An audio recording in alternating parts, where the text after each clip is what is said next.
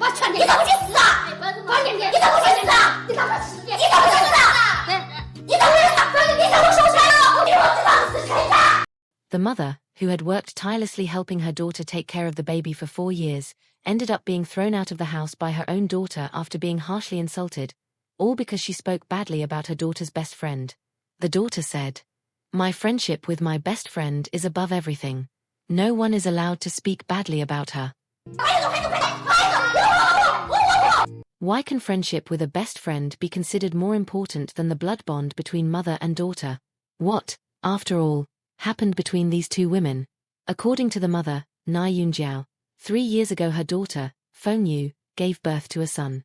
After repeated requests from her daughter and son-in-law, and also out of a desire to maintain family harmony, she decided to give up a stable job and move from her hometown to help take care of the baby. That care went on for nearly 4 years. Now that the grandson is old enough to attend preschool and no longer needs constant attention, and on top of that Na Yunjiao suffers from a herniated disc and became bedridden, the daughter decided to cross the river and tear down the bridge. She found an excuse to kick her mother out of the house, even going as far as changing the locks on the door. And this is not the first time Feng Yu has acted this way. First, she had already managed to drive her own husband out of the house. Now, the target is the very mother who helped her the most. On top of that, the daughter blocked all of her mother's means of contact. This attitude left Na Yunjiao deeply outraged. From her perspective, she gave everything to her daughter, but as soon as she lost her usefulness, she was discarded. For Nai, this is unacceptable. But what explanation would Feng Yu give for such a radical decision? When mother and daughter met again, a violent quarrel quickly broke out, filled with resentment and accusations. In the heat of the argument, Feng Yu showed the property deed, claiming that the house belonged to her, that she had the right to evict her mother, and that not even the emperor could interfere. When the mediator asked why she was treating her mother that way, Feng Yu, overwhelmed with emotion, answered that it was because her mother had assaulted her best friend inside the house and even tried to kick her out by force. 上一次带着男人带着棒进门就把我闺蜜打了一顿，一耳巴拿着那个棒打别人，我不反击呀，我不拉呀，我不还手啊，我就讲句不好听的，他拿着铁棒，他今天如果把我闺蜜打死在家里呢，我不需要负法律责任吗？他在做这件事情的时候有考虑过我的立场吗？ Feng Yu stated that her best friend, Tian Xin, has been living in her house for several years. At first, the coexistence seemed harmonious, but everything changed when the mother hired a few strong men to beat up Tian Xin.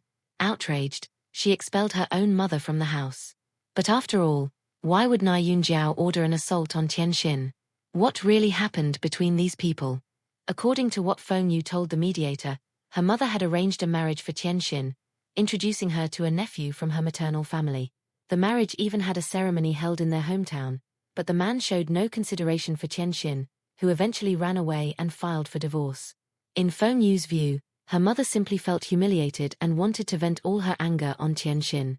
But Na Yunjiao refuted this, saying it was not about losing face, but about Tian Xin having crossed the line. Tian Xin is already over 30. She has worked for many years, certainly saved money, but never wanted to rent her own place. Instead, she chose to live with a married daughter, sharing the same space daily with the son-in-law, a clearly awkward situation. Any normal person, according to Nai, would seek to escape such a dependent lifestyle. But Tian Xin stayed for years, with no intention of leaving. When Nai finally tried to arrange a good husband for her, Tian Xin refused with a casual excuse and decided to continue living in the daughter's house, even behaving as if she were the mistress of the home. On top of that, Tian Xin allegedly sowed discord, encouraging Feng Yu to kick her own mother out. Na Yunjiao thought it through and concluded, if Tian Xin continued living in that house, she would surely ruin her daughter's life and her family. In the future, it would be her daughter crying with regret.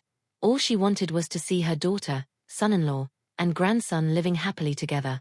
In her eyes, Tian Xin was a time bomb inside that home, and therefore had to be expelled at any cost. But upon hearing her mother speak this way, Feng Yu could not hold back a sarcastic laugh. She found it all ridiculous. And she immediately retorted with words that left Na Yunjiao even more furious. For Feng Yu, her friend never intended to destroy her family. On the contrary, she always supported her. When Feng Yu was pregnant for more than 9 months, neither her mother nor her in-laws came to take care of her. At the most fragile moment after childbirth, when she desperately needed family by her side, no one came to visit. Only her best friend dropped everything, took months off work, and stayed with her. 做了2次手术，人家请的假1个月、2个月的不上班，照顾我在医院做手术。做手术你没来照顾我看，我死过，我切除子宫，你有没有来？你没跟我说，你不知道吗？你不知道吗？我是病人，你不知道吗？你如果知道你是全家，你如果知道你是全家。Feng Yu, emotional, said that her mother's actions had already left her completely cold-hearted. In her heart, her mother was never as important as her best friend, Tian Xin. According to her, if it hadn't been absolutely necessary, she would never have let her mother take care of her child. On top of that, every month she gave her mother money, and besides the child's extra expenses, she also covered part of her mother's living costs as much as she could. For Feng Yu, doing that was already more than enough, already an act of extreme generosity. In her view, the mother only stirred up trouble because she couldn't stand seeing Tian Xin becoming a free babysitter in the house, while she herself was no longer her daughter's money tree. But in the middle of this conflict, what did Tian Xin have to say? Tian Xin explained that she was already close to reconciling with her ex-husband, but Na Yunjiao showed up and beat her, which made her give up on the marriage. She even returned all the dowry and jewelry. Even so, Na Yunjiao didn't stop, even involving the media. In Tian Xin's view, it was nothing more than selfish venting. She also explained to the mediator that she wasn't living in the house for free. She handled everything, from small to big chores, and also helped raise Feng Yu's child. In practice, she was like a live-in nanny. To avoid awkwardness, she was even careful with how she dressed. According to her, they were all discreet, and their schedules were different, so there was never any discomfort. But for Na Yunjiao, that was exactly the problem. In her mind, Tian Xin had already become a burden on her daughter's life. A 36-year-old woman, never married, living as if she were the mistress of the house, and putting ideas into her daughter's head. The house was already messy, and Nai believed it was only a matter of time before the friend began poisoning Feng Yu's mind, making her believe marriage was a prison, that there was something better outside, that the free life of her friend at parties looked more appealing than the routine of a mother stuck at home raising a child. In the mother's view, all of this would ruin her daughter's life, marriage, family, stability. That's why she was determined to expel Tian Xin before it was too late. Still, Feng Yu responded with sarcasm, finding it all absurd. To her, the friend never wanted to destroy her family. On the contrary, she had always been there when her mother and in-laws abandoned her. When she was pregnant for 9 months, no one came to care for her. Only her friend dropped everything, took months off work, and stayed by her side. Later, Feng Yu also recounted that she spent some time living with her in-laws, but they hadn't prepared anything for her. On the contrary, she herself had to pay 2,000 yuan a month for them to buy rice, oil, eggs, and meat. Feeling treated like an outsider, she forced her husband to cut ties with his own family, even using divorce as a threat. Her father-in-law, Liu Jiqiong, on the other hand, said they had always treated her with respect, and that she was the one with a domineering temper, turning his son into a submissive man. Na Yunjiao, for her part, admitted that she and her ex-husband divorced when Feng Yu was just 13. The daughter was raised by her grandparents, and both she and the father always tried to compensate for their absence with material comfort. But in the end, that lack of affection shaped a daughter who became temperamental and arrogant. In Nai's view, she had given her daughter everything materially, and that should have been enough. But in reality, Feng Yu grew up deprived of love, and it was Tian Xin who filled that void. That's why neither her mother nor her in-laws could compete with her friend in her heart. And could the mother-daughter relationship ever be repaired? Would Tian Xin ever leave the house? They barely exchanged a few words before mother and daughter started arguing again. Na Yunjiao demanded that Tian Xin leave in order to preserve the family, but Feng Yu shot back, saying her mother was interfering too much. The friend didn't ask for a penny, helped with everything, and was necessary in the house. Feng Yu's husband also stated that he accepted this arrangement and asked his mother-in-law not to disturb the family's peace any further.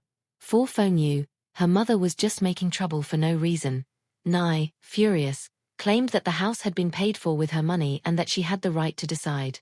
The argument quickly escalated. Then came the insults. Why don't you just die? Feng Yu pushed Tian Xin behind her, and the two launched a verbal attack on Na Yunjiao without stopping. The mother, seeing her daughter protect the friend at every turn and even raise a hand against her, was heartbroken. With tears in her eyes, Nai said, "I gave you everything, and in the end, I raised an ungrateful wolf." She then decided she would no longer involve herself in her daughter's affairs. Feng Yu, in turn, declared that she would cut ties with her mother for good. If in the future she wanted financial support, she should go to court. She would only pay what a judge ordered. Saying this, Feng Yu pulled Tianxin inside and slammed the door shut. Editorial note: Na Yunjiao had always believed the problem was Tianxin, and with reason, saw her as a threat to her daughter's life. But at the same time, her relationship with Feng Yu had always been marked by a lack of affection. Feng Yu grew up deprived, found in her friend what she never received from her parents, and now protects her above all else. But it's undeniable that something is odd: a woman in her 30s living for years in the home of a married friend, even sharing the same space with her husband. A situation that, for many, seems destined for disaster. I'll be straightforward. I'm on the mother's side, and it's not because she's perfect, but because I can understand what's behind her actions. This woman spent 4 years of her life taking care of her grandson, gave up her job, her stability, and even her own health to help her daughter. In the end, what she got in return was contempt, changed locks, and words no mother deserves to hear. But the issue goes beyond ingratitude. The mother saw something the daughter refuses to see. A 6-year-old woman, single, never having built a life of her own, installed for years inside the house of a married family, that's not normal. That's a problem waiting to explode. The mother realized that the constant presence of this friend wasn't just help, it was direct influence over her daughter's daily life. And here's the central point. When a wife and mother starts comparing her routine of caring for a child, dealing with responsibilities and sacrifices, with the image of her free friend, going to parties, living as if she had a better life, the erosion of marriage is inevitable. It's a slow-acting poison, corroding trust, stability, and harmony at home.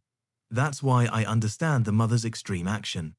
From her perspective, if Tianxin continues living in that house, sooner or later she will plant ideas in her daughter's mind, make her believe she deserves something better, that her husband isn't enough, that life could be different.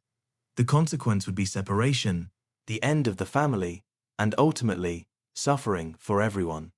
Many people will criticize the way she acted, but you can't ignore that a mother's protective instinct often sees dangers that children, blinded by emotion, refuse to admit.